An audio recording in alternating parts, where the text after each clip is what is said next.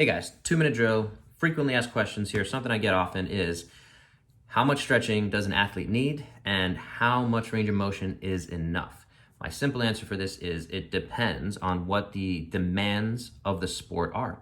So a great example, Dr. Stuart McGill talks about, one of the foremost spine researchers in the world, big fan of his, is being at halftime show of a basketball game, and there's a guy who does these crazy dunks and can just jump super high.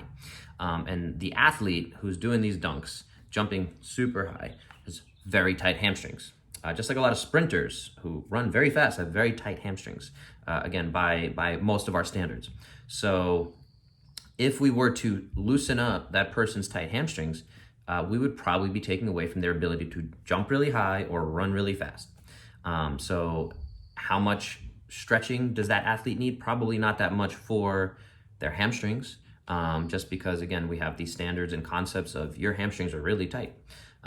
Overall, for health, for longevity, we need as much motion in all of our joints as possible. I'm a firm believer that, and I'll just use my elbow here, if this is the knee joint, right, foot, hip, this is the knee joint. If we're sitting all the time and we're never going into a full range of motion, right, if we're never doing that full range of motion, you're gonna lose the range. So if we're only going here all the time, the joint doesn't like that over time. And because it's not hitting that last bit, those last few inches of range of motion, I believe it gets kind of bound down.